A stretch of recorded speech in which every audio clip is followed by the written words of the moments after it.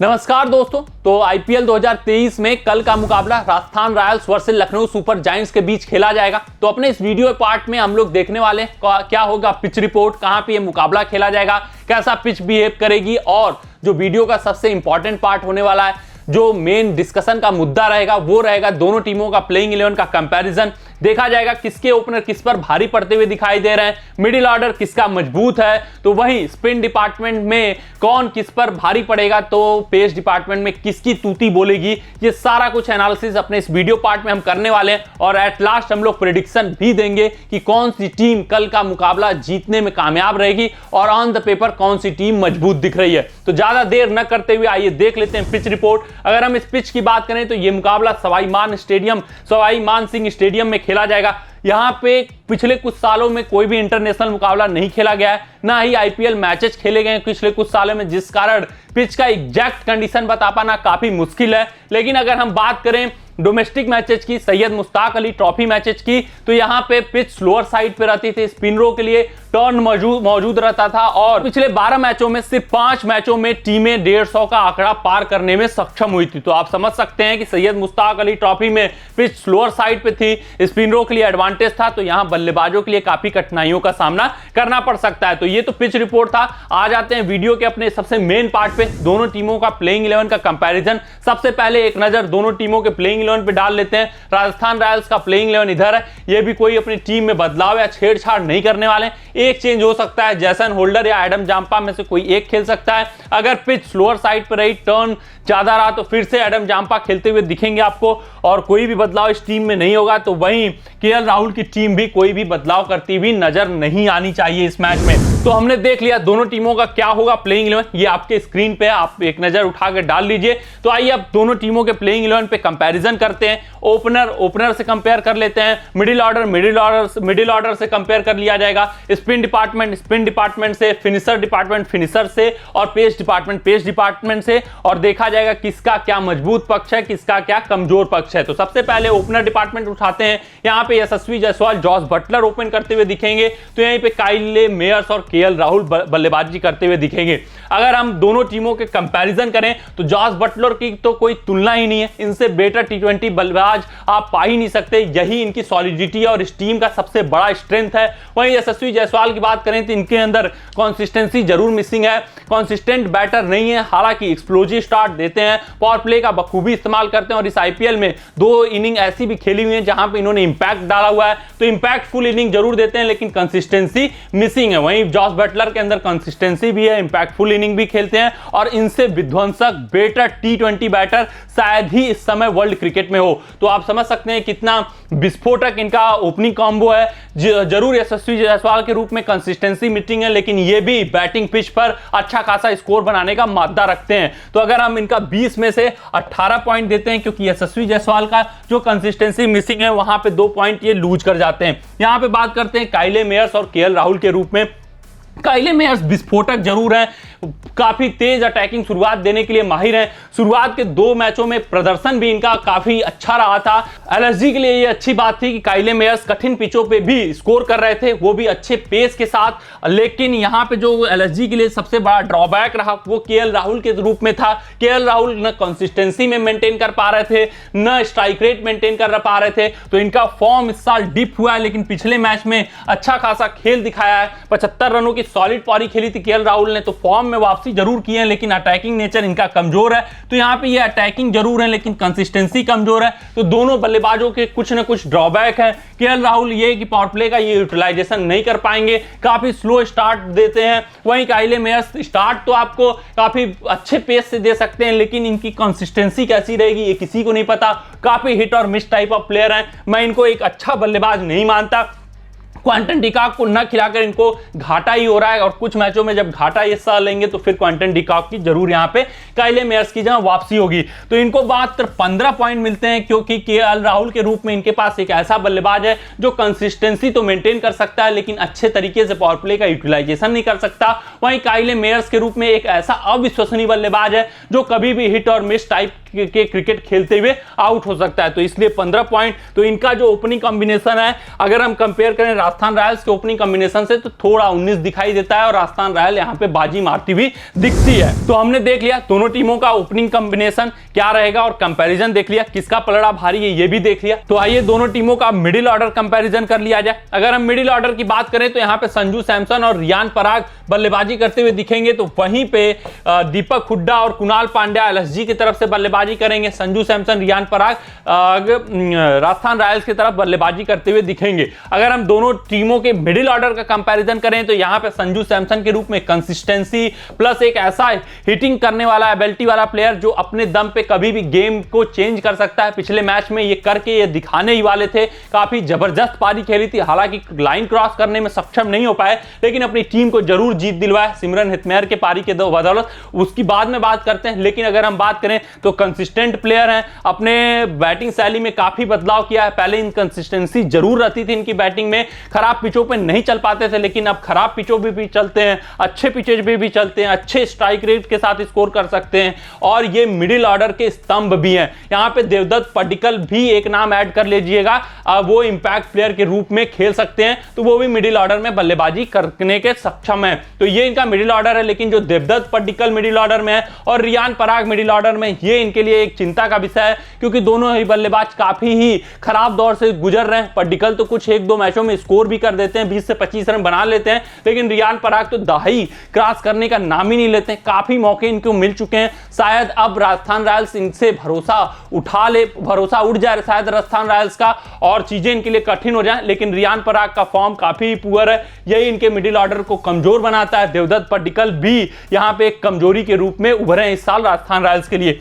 वहीं अगर हम एलएसजी का मिडिल ऑर्डर कंपेयर कर लिया जाए तो यहां पे भी कोई मजबूती नहीं दिखती है। मार्कस स्टोइनिस, कुणाल पांड्या और दीपक हुड्डा के रूप में 3 मिडिल ऑर्डर बल्लेबाज मौजूद हैं, लेकिन यहां पे उतनी मजबूती नहीं दिखती है। जो भी दमखम है वो मार्कस स्टोइनिस में है, एक मैच ये भी चले हुए हैं, एक मैच में जबरदस्त प्रदर्शन आया है, उसके अलावा अभी तक छाप नहीं छोड़ा। दीपक हुड्डा तो पूरे आईपीएल 2023 में ही खराब दौर से गुजर रहे हैं। कुणाल पांड्या भी कुछ मैचेस चलते हैं, कुछ मैचेस नहीं चलते हैं, मतलब इनकंसिस्टेंसी इनके भी मिडिल ऑर्डर में, डिपेंडेंसी मार्कस स्टोइनिस के ऊपर है, लेकिन अभी तक स्टोइनिस भी अपने आप को प्रूव करने में नाकामयाब रहे हैं, तो इनका मिडिल ऑर्डर भी कमजोर है। तो यहां पे मिडिल ऑर्डर में एक बल्लेबाज ऐसा है संजू सैमसन के रूप में जो कभी भी गेम को चेंज कर सकता है और करके दिखाया भी आईपीएल 2023 में, जिस कारण इनके मिडिल ऑर्डर को अगर हम 16 रेट करेंगे संजू सैमसन की वजह से, तो इनके मिडिल ऑर्डर को मात्र 15 रेट करेंगे क्योंकि मार्कस स्टोइनिस का प्रेजेंस है, जिस कारण इनके मिडिल ऑर्डर को थोड़ा बहुत पॉइंट मिलता हुआ दिख रहा है। तो यहां पे भी राजस्थान रॉयल्स का पलड़ा भारी पड़ता हुआ दिख रहा है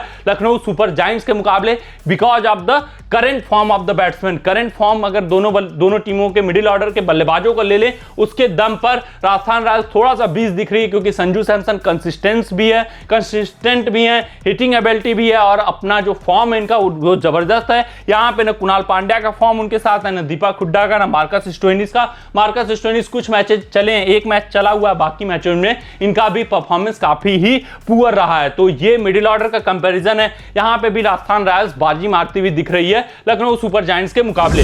तो हमने देख लिया दोनों टीमों का मिडिल ऑर्डर कंपेयर कर लिया। अब बात कर लेते हैं फिनिशर डिपार्टमेंट में। तो राजस्थान रॉयल्स के पास फिनिशर डिपार्टमेंट में काफी मजबूत स्तंभ मौजूद है, सिमरन हेटमेयर और ध्रुव जोरेल के रूप में, दोनों ही काफी अच्छे तरीके से फिनिशिंग टच देते हुए दिख रहे हैं। तो वहीं निकोलस पूरन और आयुष बदोनी के रूप में दो काबिल फिनिशर यहां पे भी मौजूद हैं। निकोलस पूरन का फॉर्म उनके साइड है, जबरदस्त फिनिशिंग कैपेबिलिटी है और जब से आईपीएल 2023 में ये लखनऊ सुपर जायंट्स के लिए खेलते हुए दिख रहे हैं तब से ये फॉर्म में आते हुए दिख रहे हैं और अपने कैपेबिलिटी और अपने हुनर के अकॉर्डिंग ये खेल दिखा रहे हैं और छाप छोड़ रहे हैं। तो जो इनकी हिटिंग कैपेबिलिटी है उसका कंपैरिजन तो हम सिमरन हेटमेयर से नहीं कर सकते हैं, लेकिन जो फॉर्म है दोनों ही बल्लेबाजों को जबरदस्त है। हेटमेयर ने पिछले मैच में लगातार 9 ओवरों में 13 का रन रेट चाहिए था, उस वक्त संजू सैमसन का हाथ थामा और टीम को लाइन क्रॉस कराने में मदद किया और लास्ट में फिनिश करके गए मैच को। सबसे बड़ी बात तो हेटमेयर का भी फॉर्म उनके साइड है, हालांकि हिटिंग कैपेबिलिटी उनकी थोड़ी सी निकोलस पूरन से 19 पड़ जाएगी, लेकिन फॉर्म भी हितमेर के साथ है। ध्रुव जोरेल एक नए एडिशन हुए हैं यहाँ पे फिनिशर्स में। अगर हम बात करें राजस्थान रॉयल्स के, ये भी अच्छा खासा खेल दिखा रहे हैं, बेहतरीन हिटिंग कर रहे हैं। वहीं आयुष बदोनी के पास भी अच्छी हिटिंग कैपेबिलिटी है और जब जरूरत पड़ती है तो ये भी मुकाबले फिनिश करते हुए दिख रहे हैं। थोड़ा सा ध्रुव जोरेल का यहाँ पे कह सकते हैं कि पलड़ा भारी पड़ता हुआ दिखाई देगा, क्योंकि जोरेल का हिटिंग कैपेबिलिटी काफी अच्छी है in comparison to Ayush Badoni. तो यहाँ पे अगर हम मार्किंग करना चाहें तो निकोलस पूरन थोड़ा सा हितमेर से ऊपर पड़ जाएंगे बिकॉज ऑफ स्ट्राइकिंग कैपेबिलिटी। वहीं ध्रुव जोरेल यहाँ पे थोड़ा सा 20 पड़ जाएंगे आयुष बदोनी से। तो दोनों का फिनिशिंग डिपार्टमेंट बराबरी पे समाप्त होता है। अगर 18 पॉइंट राजस्थान रॉयल्स लेकर जाती है 20 में, तो 18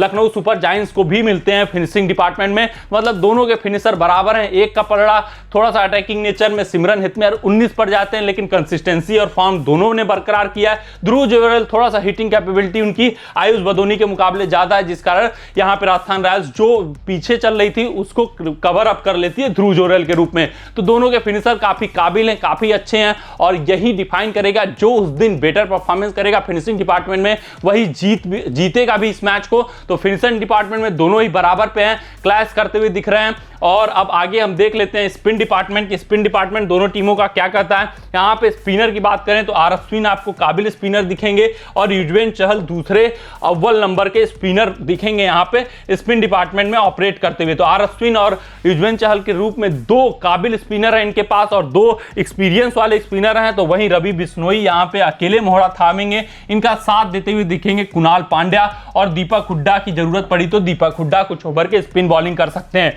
तो यहाँ पे अगर स्पिन डिपार्टमेंट का कंपैरिजन करें, 1-to-1 कंपैरिजन करें तो अश्विन की तो सानी ही नहीं है, काफी अनुभव लेकर आते हैं, काफी एक्सपीरियंस लेते हैं। वहीं युजवेंद्र चहल भी अपना क्वालिटी लाकर देते हैं, लेग स्पिन बॉलिंग देते हैं, प्लस मिडिल ओवर्स में विकेट टेकिंग ऑप्शन लाकर देखते हैं। वही काम रवि बिश्नोई भी यहाँ पे करते हैं, लेग स्पिन बॉलिंग करके देंगे, मिडिल ओवर्स में विकेट लाकर देंगे। फॉर्म भी इनके साइड है, इनका भी फॉर्म इनके साइड है। थोड़ा सा रवि बिश्नोई थोड़ा सा एडवांटेज में इस समय रहेंगे क्योंकि युजवेंद्र चहल एक्सपेंसिव साबित हो रहे हैं, लेकिन ये एक्सपेंसिव साबित नहीं हो रहे हैं। वहीं पे आर अश्विन का पलड़ा यहाँ पे काफी ज्यादा 20 दिखाई देता है कुणाल पांड्या की अपेक्षा, क्योंकि आर अश्विन के पास जो अनुभव है, मैच अवेयरनेस है, वो अलग लेवल का अनुभव है, अलग लेवल का मैच अवेयरनेस है। उसका कंपेरिजन शायद कुणाल पांड्या न कर पाए, जिस कारण स्पिन डिपार्टमेंट ने राजस्थान रॉयल्स को अगर हम 19 पॉइंट देते हैं तो 18 पॉइंट पे लखनऊ सुपर जायंट्स को रोकना पड़ जाएगा, क्योंकि अश्विन का जो अनुभव है, जो मैच अवेयरनेस है, जो गेम अवेयरनेस है, जो गेम को रीडिंग का क्षमता है उनका, वो काफी ही ज्यादा है कुणाल पांड्या के मुकाबले और इनकी जो काबिलियत है वो किसी से कंपैरिजन नहीं कर सकते। तो इसलिए राजस्थान रॉयल स्पिन डिपार्टमेंट में 20 पड़ता हुआ दिखा है, लेकिन लखनऊ सुपर जायंट्स भी उनसे काफी ज्यादा कमजोर नहीं है, उनके पास भी स्पिन में क्वालिटी है और रवि बिश्नोई और कुणाल पांड्या के रूप में, मगर थोड़ा सा अनुभव जो ज्यादा होने की वजह से इनका पलड़ा 20 पड़ता हुआ दिखाई दे रहा है स्पिन डिपार्टमेंट में। तो अब देख लेते हैं पेस डिपार्टमेंट की क्या होने वाला है। पेस डिपार्टमेंट कौन से प्लेयर खेलने वाले हैं पेस डिपार्टमेंट में दोनों टीमों से और किसका पलड़ा किसके ऊपर भारी पड़ने वाला है। अगर हम पेस डिपार्टमेंट देखें तो ट्रेंट बोल्ट यहाँ पे मेन पेसर होंगे जो शुरुआती ओवर में ऑपरेट करते हुए दिखेंगे। दूसरे पेस डिपार्टमेंट में अगर जैसन होल्डर खेल ले तो जैसन होल्डर, नहीं तो आडम जांपा स्पिन डिपार्टमेंट में ये मिस हो गए थे। तो फिनिशर डिपार्टमेंट हमने देख लिया। अब आइए दोनों टीमों के स्पिन डिपार्टमेंट पे एक नजर डाल लेते हैं। अगर हम पिछले दो मुकाबलों की बात करें तो यहाँ पे एडम जांपा इनके स्पिन डिपार्टमेंट में तीसरे स्पिनर शामिल होते हुए दिख रहे हैं और जबरदस्त छाप भी छोड़ी है। और जो pitch condition Syed Mushtaq Ali trophy में कहता है उसके हिसाब से एडम जांपा यहाँ पे खेलने भी चाहिए। तो मतलब आर अश्विन और युजवेंद्र चहल के साथ साथ एडम जांपा तीसरे स्पिनर होंगे। जो इनकी 3 स्पिनरों की तिकड़ी है वो काफी अनुभवी है और काफी ही एक्सपीरियंस्ड वन है। और ये जो 3 स्पिनरों की तिकड़ी है इस समय अगर हम आईपीएल 2023 के किसी भी टीम को उठाकर देख लें, सबसे एक्सपीरियंस और सबसे खतरनाक तिकड़ी दिख रही है। वहीं पे अगर यहाँ पे स्पिन डिपार्टमेंट बात करें तो यहाँ पे जो पूरी डिपेंडेंसी है वो रवि बिश्नोई के ऊपर है। यही विकेट टेकिंग ऑप्शन भी दिख रहे हैं। कुणाल पांड्या कुछ मैचों में काफी एक्सपेंसिव साबित होते हुए दिख रहे हैं। तो वही इंपैक्ट प्लेयर के रूप में कृष्णप्पा गौतम खेल सकते हैं, जिस कारण ये भी तीसरे स्पिनर के रूप में एक्ट कर सकते हैं। तो कुणाल पांड्या, कृष्णप्पा गौतम, रवि बिश्नोई। लेकिन अगर हम कुणाल पांड्या, कृष्णप्पा गौतम की बात करें तो इनकी क्वालिटी कहीं से भी अश्विन और एडम जांपा के बराबर नहीं है। हालांकि रवि बिश्नोई का कंपैरिजन आप जरूर युजवेंद्र चहल से कर सकते हैं। रवि बिश्नोई जरूर मिडिल ओवर्स में विकेट टेकिंग ऑप्शन लेकर आते हैं, युजवेंद्र चहल भी लेकर आते हैं। युजवेंद्र चहल का थोड़ा सा फॉर्म डिप हुआ, इनका जो कॉस्टली ये जा रहे हैं आईपीएल मैचों में, ये थोड़ा सा कॉज ऑफ कंसर्न है राजस्थान रॉयल्स के लिए। रवि बिश्नोई लेकिन उतना ही इफेक्टिव साबित हो रहे हैं, उतना ही इकोनॉमिकल साबित हो रहे हैं, ये एलएसजी के लिए ये बेनिफिशियल पार्ट है। लेकिन अन्य दो स्पिनर जो आर अश्विन, एडम जाम्पा हैं, वो कहीं ज्यादा आगे निकल जाते हैं कुणाल पांड्या और कृष्णप्पा गौतम के मुकाबले, जिस कारण अगर हम इनके स्पिन डिपार्टमेंट में 20 पॉइंट देते हैं, क्योंकि जो इनका स्पिन डिपार्टमेंट है वो आईपीएल 2023 का सबसे लीडर स्पिन डिपार्टमेंट है किसी भी टीम का, तो वहां पे अगर एलएसजी को पॉइंट दिया जाए तो जो भी पॉइंट मिलते हैं वो रवि बिश्नोई की वजह से मिलते हैं। 18 पॉइंट इनको दे दिया जाए क्योंकि इनके पास भी कुणाल पांड्या के पास अनुभव है थोड़ा सा, कृष्णप्पा गौतम भी कुछ मैचों में पैचेज में अच्छा परफॉर्मेंस दे देते हैं। लेकिन इन दोनों के स्पिन डिपार्टमेंट में 1-to-1 कंपैरिजन कर लिया जाए तो राजस्थान रॉयल्स कहीं ज्यादा आगे दिखती हुई दिख रही है लखनऊ सुपर जायंट्स के मुकाबले स्पिन डिपार्टमेंट में। तो ये रहा स्पिन डिपार्टमेंट, यहां पे फिर से राजस्थान रॉयल बाजी मारती हुई दिख रही है। तो आइए अब एक बार कंपेयर कर लिया जाए कि पेस डिपार्टमेंट क्या होने वाला है। अगर हम पेस डिपार्टमेंट में देखें तो ट्रेंट बोल्ट और संदीप शर्मा दो प्रमुख पेसर खेलने वाले हैं। इसके अलावा इंपैक्ट प्लेयर में कुलदीप सेन भी टीम में अब आ सकते हैं, इंक्लूड किए जा सकते हैं लेटर ऑन स्टेज में। लेकिन हम पहले जो दो मेन प्लेयर प्लेइंग 11 में खेलते हुए दिखेंगे उन दो प्लेयरों के बारे में बात कर लेते हैं। ट्रेंट बोल्ट हो गए, संदीप शर्मा हो गए। तो वहीं अगर हम इनके पेस डिपार्टमेंट पे नजर डालें तो आवेश खान, मार्कूड और युद्धवीर सिंह तीन पेसर होंगे। युद्धवीर सिंह ने पिछले मैच में काफी इंप्रेस किया था, काफी धारदार गेंदबाजी की थी, शॉर्ट पिच गेंदे ये काफी फेंकते हैं, लेंथ डिलीवरीज पे विश्वास करते हैं और इनका लाइन लेंथ भी काफी मेंटेन रहता है। तो युद्धवीर सिंह इनके नए खोज हैं और ये खेलते हुए दिखेंगे। मार्कूड होंगे, आवेश खान होंगे, मतलब जो इनकी पेस की तिकड़ी है इसकी भी कोई सानी नहीं है। काफी जबरदस्त पेस डिपार्टमेंट इनका। आवेश खान का फॉर्म जरूर डिप हुआ है लेकिन ये काबिल गेंदबाज है, कभी भी फॉर्म में आ सकते हैं। मार्कूड तो जबरदस्त फॉर्म में और पर्पल कैप की रेस में भी चल रहे हैं। वहीं युद्धवीर सिंह ने पिछले मैच में काफी इंप्रेस किया था। यहां पे जरूर एक कमी है, यहां पे आपको डेथ बॉलिंग ऑप्शन में कोई भी डेथ बॉलर स्पेशलिस्ट नहीं दिख रहा है। यहां पे आपको मार्कूड और आवेश खान के रूप में दो एबल डेथ ओवर स्पेशलिस्ट दिख रहे हैं। यहां पे आपको न संदीप शर्मा डेथ ओवर में बॉलिंग करते हुए दिखते हैं उतना, न ट्रेंट बोल्ट। तो डिपेंडेंसी इनकी संदीप शर्मा पे बढ़ जाती है कि संदीप शर्मा को डेथ ओवर में ऑपरेट करना पड़ता है, जो कि इनका प्लस पॉइंट नहीं है। ये शुरुआती ओवर में ही जितना स्विंग रहेगा उस वक्त तक ये बॉलिंग कर पाएंगे। तो ट्रेंट बोल्ट और संदीप शर्मा अगर शुरुआत में स्विंग रहा वहां पे इनसे लीडर पेस बॉलिंग नहीं दिखेगी, डुओ अगर हम बात करें, लेकिन डेथ ओवर्स में फिर कॉज ऑफ कंसर्न रहेगा। तो यहां पे ये इनका पलड़ा थोड़ा सा 19 दिखाई पड़ता है लखनऊ सुपर जायंट्स के मुकाबले पेस डिपार्टमेंट में। अगर हम इनको 16 पॉइंट देते हैं क्योंकि यहां पे पूरे का पूरा इनका जो डेथ बॉलिंग है वो कॉज ऑफ कंसर्न और मिसिंग है।